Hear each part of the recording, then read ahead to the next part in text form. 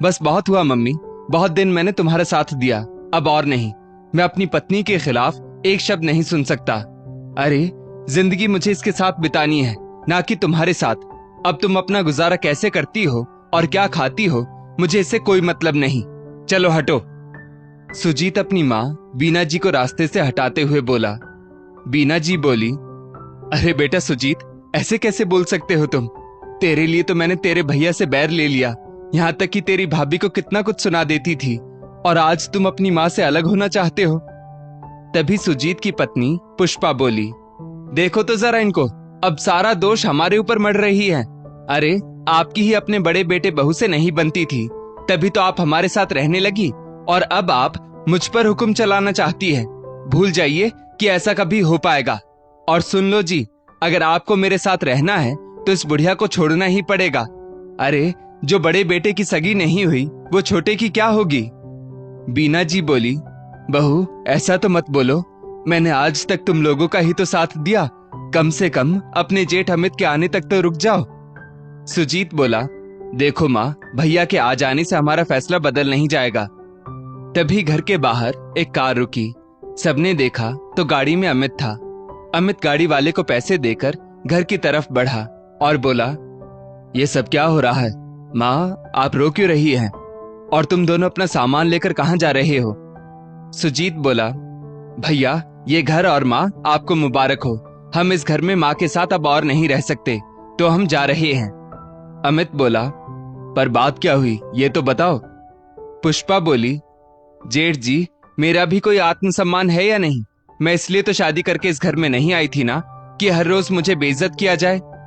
अमित ने पुष्पा की बातों का कोई उत्तर नहीं दिया, क्योंकि वो अपने रिश्ते की गरिमा जानता था। उसने सुजीत की तरफ देखा और उससे कहा, क्या बात हो गई सुजीत, मुझे भी कुछ बताओगे? सुजीत बोला, भैया आप तो मम्मी का स्वभाव जानते ही हैं, हर काम में मीन मेख निकालने की इनको आदत पड़ी हुई है, तो बस आए दिन बखेड़ा करती रहती है। अरे बहू को भी तो इंसान समझना चाहिए, पर नहीं, हर समय उसके पीछे पड़ी रहेंगी तो वो पलटकर जवाब भी देगी ना।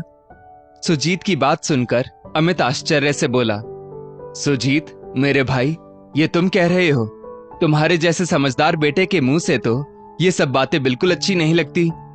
सुजीत बोला, क्या मतलब? अमित बोला, मेरा मतलब ये है कि कल तक जो बड़े भाई भाभी को ज्ञान देता था, आज पत्नी पर बात आई तो ज्ञान की गगरी फूट गई। आज तुम्हारी बीवी पर बात आई तो तुम्हें माम में 10 कमियां नजर आने लगी। यही दुख और तकलीफ जब तुम्हारी भाभी पर आया था तो याद है ना तुमने क्या किया था? अरे तुमने तो मेरी पत्नी पर हाथ तक उठा दिया था। सुजीत चुप हो गया। अमित ने बीना जी की तरफ देखा और बोला, क्या हुआ माँ, क्या मैं कुछ गलत कह रहा हूँ? जिस बेटे के लिए आप मुझसे अलग हो गई और जिस बेटे की बातों में आकर आपने कभी मेरा या अपनी बड़ी बहू का नहीं सोचा, देखिए आज आपका वही बेटा जब जोरू का गुलाम बन गया है तो आपको तकलीफ हो रही है, और तो और आज अपनी बीवी के लिए वो आपको छोड़कर भी जा रहा है। सही कहा है किसी ने, कर्मा लौट कर आता है। बीना जी चुप हो गई। वाकई आज सबके कर्म सामने आ रहे थे और अमित बिल्कुल समय पर सबको उनका किया हुआ याद दिला रहा था। दरअसल अमित अपनी शादी के शुरुआती दिनों में अपनी माँ और भाई से बहुत परेशान हुआ था। बीना जी एकदम रूढ़िवादी सास थी, जो अपनी रूढ़िवादी सोच को छोड़ना नहीं चाहती थी, और उनके अनुसार बहू को हमेशा दबकर ही रहना चाहिए। उनकी इस सोच में सुजीत उनका बढ़ चढ़कर सहयोग करता था। दोनों माँ बेटे ने मिलकर अमित की पत्नी रश्मि का जीना दुश्वार किया हुआ था। हर रोज घर में कुछ न कुछ तमाशा होता, फिर आए गए लोगों के सामने रश्मि की बुराई होती थी। एक रोज बीना जी की देवरानी घर पर आई। रश्मि झट से चाय नाश्ता लेकर आ गई, तब भी बीना जी उसके जाते ही उसकी बुराई करने लगी।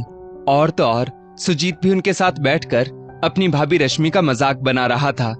संयोग से अमित उस दिन घर पर ही था और अपने कमरे में बैठकर कुछ काम कर रहा था। अचानक कुछ बातें उसके कानों में भी पहुंची तो उसे याद आया कि रश्मि ने कई बार उससे इस विषय पर बात करने की कोशिश की थी, पर हर बार अमित उसे समझाकर शांत करवा देता था। अमित बाहर आकर सुजीत को डांटते हुए बोला, सुजीत शर्म नहीं आती तुम्हें, औरतों की तरह अपनी बड़ी भाभी की बुराई करते हुए? और माँ आप क्या तमाशा लगा रखा है आपने? बहुत शर्म की बात है कि सब काम करने के बावजूद भी आप यहाँ बाहर बैठकर रश्मि की बुराई कर रही हैं। बीना जी और सुजीत को लगा कि जरूर रश्मि ने ही अमित को भड़काया होगा। बस फिर क्या था, बहसबाजी शुरू हो गई। बीना जी फंस चुकी थी तो सबके सामने रोनी सूरत बनाने लगी। सुजीत बोला, भाई आप भाभी के लिए अपनी माँ से जबान लड़ा रहे हैं, शर्म की बात है। बहुत जल्दी रंग बदल लिया आपने। अगर मेरी पत्नी शादी के बाद ऐसी हरकतें करेगी तो मैं तो उसे अच्छे से सबक सिखा देता कि ससुराल में कैसे रहा जाता है। अमित बोला, सुजीत पहले तुम अपने बड़े भाई से बात करने का तरीका तो सीख जाओ, और समय आने पर तुम किसके साथ कैसा व्यवहार करोगे ये मैं भी देखूंगा। अभी मैं तुमसे नहीं माँ से बात कर रहा हूँ, तो तुम क्यों बीच में बोल रहे हो? बीना जी आंसू बहाते हुए बोली, मेरा छोटा बेटा छोटा होकर भी सब कुछ समझता है, लेकिन बड़े में इतनी भी अकल नहीं है कि वो अपनी बीवी के क्रिया चरित्र को समझे। हे भगवान, ये बहू तो मेरे घर की एकता को भंग करने पर तुली हुई है। कितना प्यारा घर था मेरा, और दोनों भाई मिलजुल कर रहते थे, पर आज बहू के कारण दोनों आमने सामने हो गए। तभी बीना जी की देवरानी लाजो जी बोली, अरे भाभी, ये आजकल की लड़कियों से भला परिवार संभलता है क्या? एक हम लोग थे जो पूरा घर संभाल लेते थे, और मजाल थी कि मुंह से चूं तक भी कर जाते थे। घर के बड़े बुजुर्गों के सामने तो हमारी जबान तक नहीं खुलती थी, और आज देखो। अमित बोला, चाची सबके सामने तो आप अपनी बहू की चुगली कर रही है, और चुप तो बिल्कुल भी नहीं हो रही है, और कहती है कि बहू आपका घर तोड़ रही है। और माँ आपका जब मन करता है, जहां मन करता है वहां आप अपनी बहू को सुनाना शुरू कर देती है, और फिर इल्जाम भी उसी पर लगाती है कि वो आपकी सुनती नहीं है। आखिर वो भी सम्मान की अधिकारी है, तो आखिर कब तक वो यूं ही सबकी सुनती रहेगी? आज आपके कारण रिश्तेदारों को भी मौका मिल गया कि वे भी आपकी बहू को सुना रहे हैं, वो भी आपके सामने। सुजीत बोला, मम्मी तुम भी किसे समझा रही हो? अब तो भैया भाभी का गुलाम हो चुका है, तो वो तुम्हारी नहीं सुनने वाला। फालतू में उसके सामने अपना सिर फोड़ने से कोई फायदा नहीं होगा, तो बेवजह अपने अनमोल आंसू मत बहाओ। कुछ रोज बाद जब दूसरे रिश्तेदार आए तो फिर वही सब दोहराया गया। हॉल में सब बातें कर रहे थे। सुजीत अपने कमरे में कपड़े बदल रहा था। अचानक वो चिल्लाते हुए बाहर आया और रश्मि से बोला, एक काम नहीं होता ना भाभी आपसे?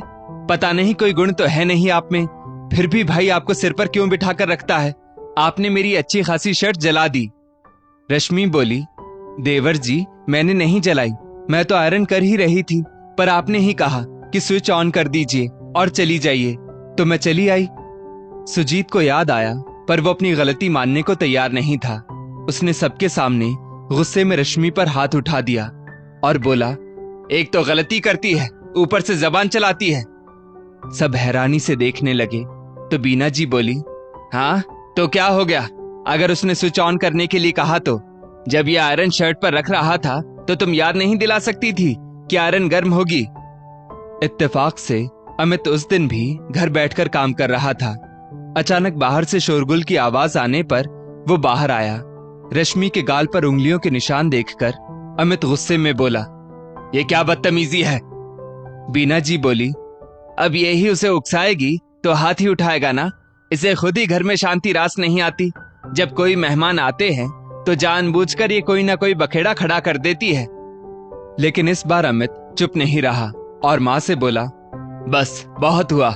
बहुत दिनों से अपना अपमान और अपनी पत्नी पर अत्याचार होते देख रहा हूँ, पर अब नहीं। इतना कहकर अमित मकान के ऊपर बने हुए 2 कमरे में अलग रहने लगा, और उस दिन से बीना जी ने बड़े बेटे से बात करना छोड़ दिया। आज इतने दिनों बाद अमित भी हैरान था कि सुजीत अपनी पत्नी के लिए अपनी माँ से सबके सामने लड़ गया, और तो और अलग होने को भी तैयार हो गया।